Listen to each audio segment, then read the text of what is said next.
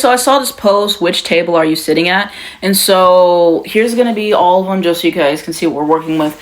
And so if I have to pick one, I would say table number 2, just because Beyonce's Cowboy Carter has had a lot of replay value for me, to be honest with you. And so I think that's why when you had stuff like Bodyguard, which was my song of the year, Ya Ya was just phenomenal. It really was. American Requiem, the vocals, okay, she wasn't fucking around. So I really enjoyed the vocal performances on those songs, Two Most Wanted. So yeah, I feel like as the year kind of went on, I listened to it less, but just the sheer replay values have for me, I'd probably pick number 2. And also Billy's album was decent. I'm only really listening to Birds of a Feather and Lunch though.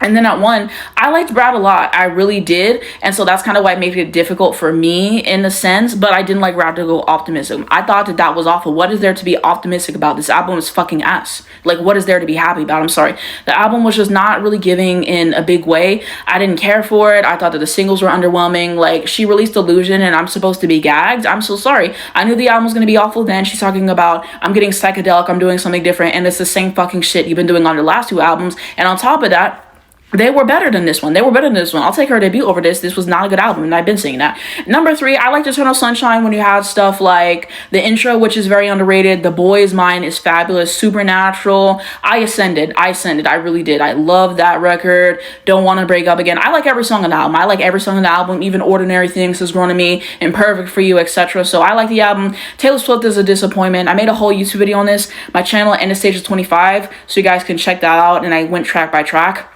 But suffice to say, this album, it sounded bland, and if you listen to this thinking this is what Taylor Swift does, I feel bad for you, because this is not it. Go listen to Red, go listen to 1989 Folklore instead of this sorry-ass album. I'm sorry, it's a mid-album. And 4, we actually had some good albums here. I liked Casey Musgraves' Deeper Well, when you had stuff like Cardinal, which was great, Lonely Millionaire, probably my favorite song. I think I liked Dinner with Friends, and In My Eyes is fabulous. So it's a really good album. I like most of the songs on it, and yeah. And then Sabrina Carpenter, this was overrated. I saw people saying this was album of the year. Are you fucking kidding me? Album of the year? Are you kidding? No, this is not album of the year. It's not album of the year.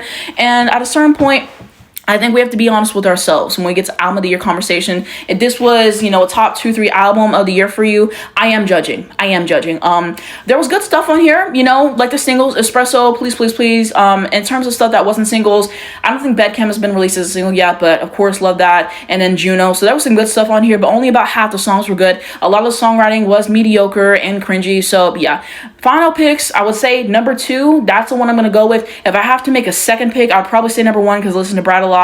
Then I would pick number 3 probably because of Eternal Sunshine, and then number 4. But let me know which table you guys are sitting at and we'll have that conversation.